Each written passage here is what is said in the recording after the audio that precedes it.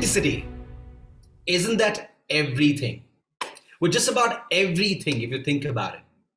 You have to wake up every single day and look in the mirror. And you want to be proud of the person who's looking back at you.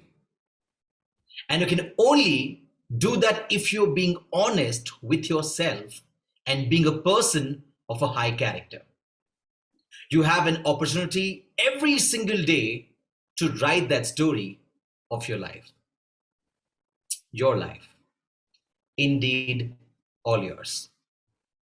Here, we reflect each of these stories in a canvas with colors to choose from. Ladies and gentlemen, and each one of you out there, my name is Mithun Upadhyay, and I welcome you to the Economic Times Cutting Chai Stories brought to you by ATH for something more every single time. So who's our guest today? Well, a lot about him, but simply a creative soul. Well, he's been a technologist all through his career, started as a software engineer 18 years back in a service company called Tory Harris, and have played multiple roles in the engineering space from there on. Most of his career has been with ThoughtWorks, where he moved into technical leadership roles, built and mentored large teams, delivered complex gigs for enterprises, banks, insurance firms, startups, etc. Then moved on from services company to a startup world 3 years back. Well, that's right, the world of fortunes. Had a brief stint with crypto startup and now working with ever fast growing Rapido as a head of engineering. Well, he's very passionate about building technology teams and creating the craftsmanship amongst engineers in the software building. Passionate about contributing to the larger technology ecosystem by open source contributions. Worked extensively on distributed systems and various technology stacks over the years. Now, what's interesting about him is when he's not building technology, that's very less of time, he likes to play outdoor sports. We'll, of course, ask him what. Tinker around with canvas painting and wall painting. Well, I did tell you earlier, someone who's got a creative thinking. And we're very delighted to bring about a creative cutting chai story here, as I've been joined by the head of engineering at Rapido, Srivatsa Katta. Srivatsa, hi, welcome to Cutting Chai Story. Hi, Mithun. Thanks for having me.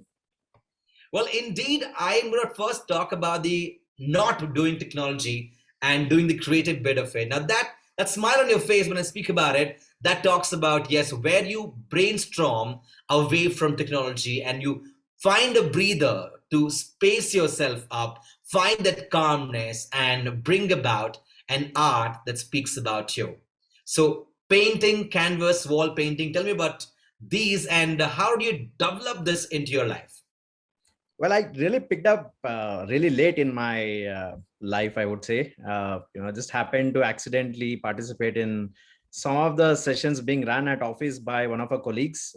Got intrigued with what they're doing, and I've always felt like it's not my cup of tea, and picked it up. Started with pencil sketching, and it was just like a 2-week series. Picked up and fell in love with just expressing yourself. I'm an amateur. I've not done like hundreds of it, but I've done a handful which just gets me out of whatever you said in terms of regular routine busy life. Get to express yourself, and that's how I ended up. And at office spaces, a small group of us keep painting our creative thoughts on the walls. That's how I picked up wall painting. Still an amateur at that. I like how you mentioned creative aspects of it. So what do you draw? What do you paint? What is your type? Nature, or it's abstract painting, or gods and goddess? What is it? I think it's everything. Some of it is abstract. Some of it is. I still haven't gotten to that stage of bring in your own creativity. Try to replicate something in a different form onto the paint. More of that. The first thing I did as pencil sketching after that sessions were, my son was born third day in the hospital, and there was a pick taken, I tried to replicate that, and it came out really well. And that's Wow. what boosted my confidence. Oh, actually can do it. I think that's how I picked up. Try to replicate something what I see visually onto this. Not really gotten into that creative space of artists yet. And what was the first ever painting or sketch that you did? The first wall painting I did was in office. You have these fire extinguishers. So we tried to do a scuba diver with Oh, the wow. with that fire extinguisher as a oxygen cylinder. I think that came out really nice, and everybody in office were like, "Wow!" So we just made that dull, boring fire extinguisher, which is negative or something danger, to an interesting scuba diver carrying that as an oxygen can. That was pretty interesting.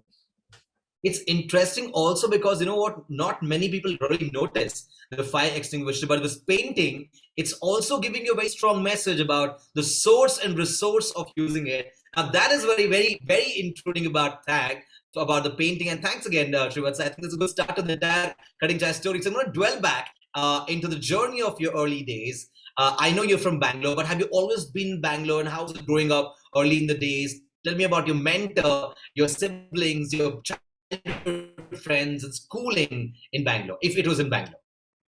No, actually, I've been in Bangalore only for about 20 years. I was born in Karnataka, but did my schooling and all in a small town called Hindupur in Andhra Pradesh.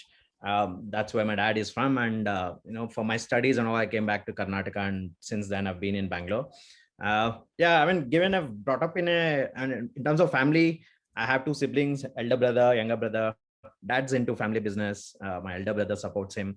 Younger brother is also into software, and I'm here with Rapido. That's about, and mom is a homemaker, and that's about my family. Whole of my schooling was a small town.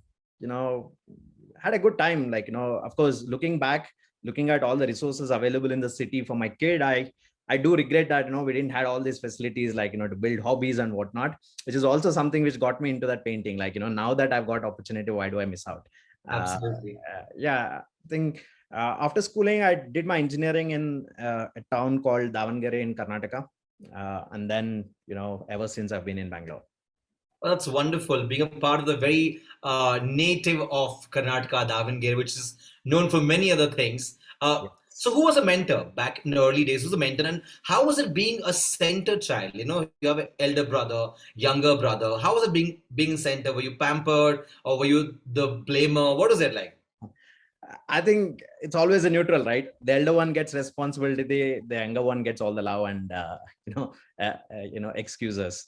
So yeah, I had fun. I've also brought up in a joint family, so we were not just three of us brought up there. We were like 8 kids, so we never had any moment where didn't had people around, and that sort of helped us build a lot of I would say life lessons in terms of sharing, caring, compromise, and all of it. Today we talk about it, but kids rarely have other people at home to probably learn what is being preached to them. But fortunately, I was in joint family for about 20 years, where a lot of those values of how do we make do with little resources, how do you share whatever you have.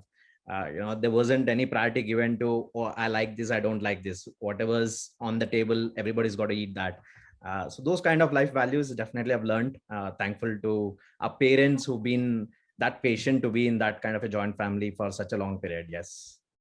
I want to highlight this one point you mentioned right now, which is like a term these days you see most of the directors, CEOs, MDUs, is that less is more in the corporate sector. But I think from the experience that you've had in a joint family, where less was more than enough, and you understand the value of less back in the days, and that stands tall, as you mentioned it right now as well. So who influenced you into technology? How did you drive yourself? Was it someone who told you, you know what, the future is technology? You want to walk this lane, or you want to take on family business? What was it like? No, my mom was always pushing me into, like, get to higher studies. Obviously, just like pretty much most parents of our generation had that aspirations, right? They wouldn't have got enough support for them to get educated, and they try to push kids to get into education. Given my elder one got into business, I became that guinea pig of, hey, why don't you go study higher studies, do something different, don't come to business and all of it. And that was the only thing that drove me. To be honest, small town didn't had a lot of people to mentor, what's the future is going to look like, what are the different sectors that you could get into, so on and so forth. Pretty much like, we did self exploration. Like if we have to do higher studies, what is it like? We just had engineering and MBBS as two options, which is accessible. I'm sure there were a lot of fields at the time, but which were accessible to us, and happened to just write some of the entrance tests like CET in Karnataka, MSET as it was called in Andhra Pradesh at that time. Had no expectations whatsoever. I didn't even look at the results. Some of my cousins in Bangalore called me on the result and said, "Hey, you've got pretty good rank. Why don't you go and apply?" So I didn't really had that kind of aspiration to have to get into and drive and whatnot. And once I got in is when I picked up passion for technology. Like my world got exposed to. Given I've studied in Davangere, and a lot of people from other states and countries actually get there for engineering colleges, the awareness was really overwhelming for me. Like different kinds of culture. That's the first time I was exposed to outside of that small town. I think that's when I started picking up everything outside of whatever I've seen in that town, be it technology, be it other fields. I even tried to apply for Indian Air Force through college. Didn't get through, but yeah, I think that's where I picked up some of the technology aspects, and trying to work for the future and so on and so forth. That's so wonderful. I like how you have so many options opened up while you moved out from a small town. But this very important thing you mentioned, Srivatsa, which I want to highlight right now, back in the 90s and early 2000, if you were ever asked a question back in school, what would you want to become? The first set of hands will go and say engineering. The next would be for doctor. And one or two will not put their hand up because they're like confused what to choose between. It's only now that the courses have become wide, the options have become way more, and there's much more for the millennials to choose from. But you rightly mentioned, what do you want to become? Engineer. What do you want to become? A doctor. That's the only thing. So Air Force, that was something I want to ask you about. You tried for Air Force. You wrote your entrance exam. I think NDA is what you write. So what was it like? You did not get through, and why Air Force? No, again, it was just a cult in the college, I guess. Like few of us were intrigued about, like, why don't we get into, something to do with military, Air Force and whatnot. Nobody in the college. We looked around for mentors who could help us. Where do we even find application? How do we apply? What kind of preparation do we need to have and whatnot? Nobody had any clue, and a couple of us decided to jump into, a bus, got to an Avenue Road, inquired in that entire book street, like, where do we get applications, bought few. And then we gave sessions in the college, like, look, here's the process looks like, here's how you apply, here's how you go to an entrance exam, and so on and so forth. Except for two of us who made all of that, everybody else got at least the next call. And two of us who actually drove all of it never got it, never got to know the reason. And yeah, that's where that chapter ended. You and your friend did the most of the work, but didn't even get a call through. He mentioned about Avenue Road. So Avenue Road is in Bangalore. So if you ever want to buy a book, new book, old book, it's the biggest hub in India, which has got all educational book and other kind of books. So that's a place to find, where Srivatsa went on to find about NDA and about Indian Air Force. Now, I'm going to drive back. CET happened, engineering happened, much more happened. First job. Let's go with your first job. What was your first job like? Again, that's interesting. In engineering, I mean, in studies, I've always been probably the top 5, top 10. There wasn't much push from family or friends or anything like that. It just so happened, like, I had that, grasping power. So happened to be one of the top 5 and 10. Campus interviews were happening in college. I missed a couple of them because of some personal reasons. Wasn't in town. After that, I lost interest because pretty much 25% of our college or our class got already recruited by some startups. And some of us were like reluctant, like, yeah, whatever, we'll see whatever happens and whatnot. The 10 campus interviews pass by and HOD calls up. You're the top 5 in the college. What the hell is happening? Why are you not, attending campus interviews? And he pushed me to attend the next one, whatever it comes. And Torrey Harris came. We didn't even know about that company. We just happened to apply and got into it, fortunately. And it was a fantastic one because it was a services firm, fairly young, got a lot of learning. It had international clients like Orange, like Vodafone today of telecom in UK. Got a lot of exposure, got a lot of learning. Really thankful that HOD pulled me that day into his chamber and like, hey, why you're not applying for campus interviews? That's how first job happened. So interesting. You're not into it, but the HOD, the head of department, made sure you got it. And as you said, that time nobody was really aware of this company, but this company was pretty big back in UK and other country as well. Service providers should Google about that. When Accenture Italy started in India, they were only into service provider, but then you look at it, it's become a wars game. And Harry now also plays a big role how it's been changed over the time. Yep. This very interesting question, Srivatsa, but I really want to ask this question. The best and the worst moments of life professionally. I think there are tons of best for sure. But one thing that happened, if I look at 18 years of my career, would be uh, me having to had an opportunity to work at ThoughtWorks. Just my tenure in ThoughtWorks was more than a decade. I was there for 11 years, never even realized I've spent 11 years over there. So that's probably the best thing that has ever happened to me in my career up till this point, right? The place is very different, dynamic. You just fell in love with it. It's very people centric. There's a lot of trust, high caliber people. Never in that 11 years I was in any meeting where I felt I was the smartest person in the room, right? So that got me going.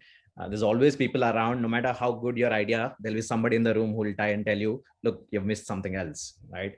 So that got me going. Probably I would say that journey and me getting into ThoughtWorks was probably one of the best thing that has ever happened for me in my professional career. The worst thing, I'm sure, professionally, egos, and at times, some of the teams, who you're working with, we had some of those downsides, which I don't want to delve into deeper. But I've had my lessons learned, in terms of, I was risk averse at some point.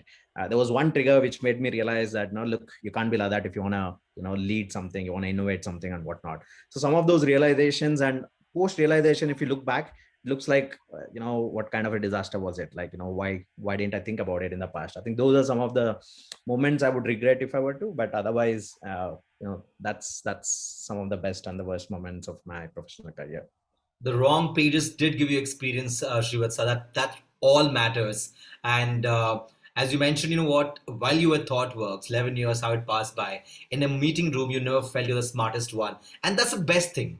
That gives you an opportunity to be smart, at the same time learn and seek more than being the smartest in the room where you stop learning completely. That's a very, very important message you mentioned, right, to all our viewers. So this one question. Technology has evolved. So have you in your career over from Harry to ThoughtWorks, and of course you did work with crypto and then now Rapido. How have you evolved over the years, over the decades, and understood the technology sense and brought together everything for your prospect and made it happen? Right. I think I should give that credit to the first couple of companies where I've been through, both of them being services companies. They work with different kinds of clients, different kinds of domains, smaller projects, larger gigs, complex teams, given the kind of roles you play as, like, just as a developer, as a coach, as a mentor, so on and so forth. It's more circumstantial. You're expected to pick up any new technology in a very short span of time. Not only pick it up, but also be good at it, right? So the learning, always, the services company always keeps pushing you to learn. I can't speak for every services company, but at least the couple of them which I had been part of, we were always pushed and encouraged to pick up any technology that comes over. And ThoughtWorks is known for talking about the top technology trends for the entire industry, as they publish something called Technology Radar, recommending what are the technologies to watch out for, some of the things which you shouldn't probably get your hands onto it, because we had burnt our own hands. So why do you not? We don't want somebody else to go through the same journey, so on and so forth. I think the early stage of my career, paying importance for learning, or I had opportunities to travel, but be on support kind of a work, which I chose not to, though there was an incentive to travel and experience the world outside. I chose learning. There were like a lot of startups in early 2000s as well. Like, it's not that they didn't do well. Looking back, they probably did well. But given there was this kind of learning and variety, and always an urge for looking for new technology out there, sort of helped me, be that dynamic and, build that well-rounded perspective. And then you realize, only thing you need to know is how to learn. It's not about pick one technology. You just need to learn how to learn. Then you can pick up anything else. I think that's something that I've realized over my time. I think that's going to be the quote of this segment right now, that learn to learn, and that's how you can achieve much more.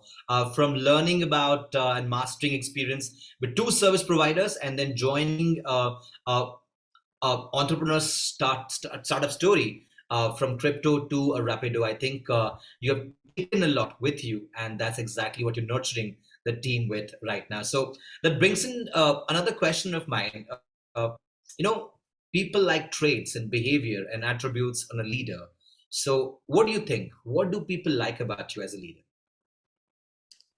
I think straight face and honesty, I guess. I try not to, flex with my words, and try to get to the point sooner.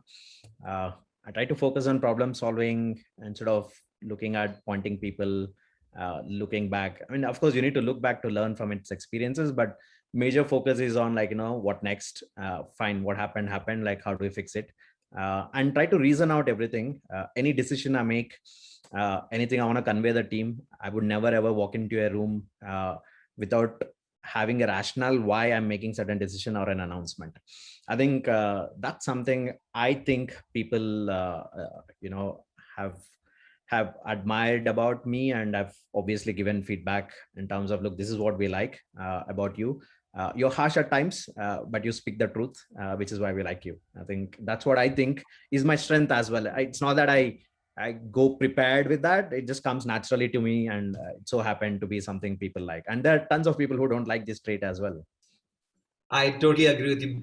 Bold is beautiful, but not for many. As sometimes it is too much for them to accept it, but that's how it should be, at least from what I understand from your point of view. So, one last question in this segment: who has always been the role model that you have always looked for, look up to, and said, you know what, this person really, really motivates me, and I look up to this person. I've had many, to be honest. Like, obviously, early days for everyone, it's your father who taught me to be independent. I mean, like, at that age, lot of people would have had family businesses, right? But my parents chose to have, like, there were four siblings, and each one were running their own businesses. So they had that, freedom of independently running a family, running a business, creating wealth and whatnot. So he always nurtured me to be independent. One of my first role models, obviously. In the professional world, there were many, like, at every point in your career, you find somebody who's working with you closely. Try to pick some good traits from them. Our CTO, Arnab Ghosh, in my first company, we used to treat him like a god. Like, we always looked at him like he knows everything. He had that charm. When he talks about technology, it's so deep and insightful and whatnot. So we try to pick some of those traits, like, how to be really calm and, like, pick up technology, not really showing off, though you're a CTO. He used to sit with us over chai, and he's got like 25 years experience at that time. And today, like, people getting along with even the freshers is quite common, but those days there was very, very hierarchical. And someone at a CTO level sitting with you, going out with a lunch and chai and all, I think you pick up some of those traits. How to be a good human, doesn't matter what your role designation and whatnot. Yeah, similarly, in other places, definitely had a lot of people. I wouldn't say there was one person where I've looked at as a role model all my life. It's probably different people at different parts of my career, I would say. Different stage, different people has always, motivated you to go about it and achieve what you truly have achieved so far. And it's only a start to much more, because I know one thing, you're a keen learner. And when you spoke about how you missed out on painting and, drawing and artistry, you, like, nothing is late. You got a chance, you have dwelled yourself into it, and there you are. You're right now so much more about it. I want to ask you so much more about your personal side as well, but with the time not permitting me, I'm going to get straight into the next segment, which is called as common thought or common view. And I'm very happy to be associating with us right now and call our partner, Aditya Agarwal, who's joining us right now in the segment, who's the head of enterprise in Lenovo. Aditya, hi. I'm sure you heard Srivatsa talk about his career and his journey so far in his personal life. What's your take on that before I go on to the common question? uh, so what he talked about, right? Plus, the way he walks into a room, the candor, right? If I were to kind of use the buzzword, it's radical candor that we're speaking about over here. That call a spade a spade, and whatever he spoke about. I think these are the values that a lot of us Indians, right, are we swear by it, and that's the difference that we Indians bring onto the table, some more than the others. And the people who bring that, and I'm seeing father as an inspiration. While it is good, it also puts a lot of pressure that am I being the right inspiration? Will my son gonna say that, right? So this is it speaks about the Indian sensibilities that we have, and I think that's our differentiation in this world. I totally agree with you, Aditya. I think that's a very good point you mentioned. It comes with a lot of weightage on your head in terms of proving and what more you have to do. So this is a common question I want to ask the two of you. Let me start with Srivatsa first. What are the top IT challenges you foresee in the next 1 or 2 years? Obviously, like, the cloud has evolved, and I think it's reached a matured state right now. And I think that's no longer a buzzword or something that people are alienated to. The tons of resources and so on and so forth. There's obviously new technologies coming up. Like, one of the reasons why we got into crypto space was also to solve some of those. It's fairly new. There's so many varieties and so many different kinds of blockchains. There's an entry barrier to it. Like, what cloud tried to solve for compute and memory, like AWS and GCP and whatnot, we wanted to do that for crypto. And the only motivation was not that we were bought into the use cases of crypto. Whether those use cases would survive, people might make wrong use cases to on crypto and blockchain, and people make right choices. There is an entry barrier. How do we make that experiment? How do we enable them to do those experiment? Some of them may succeed, some of them may fail and learn. That's the space we got into. We tried to solve that. No matter what blockchain, you don't have to worry about intricacies of how to manage a chain, how to participate in a chain, how to deploy something in a chain, and so on and so forth. I think crypto as a space, while many people don't believe in it, there's going to be a lot of investments. There's going to be a lot of exploration and experimentation.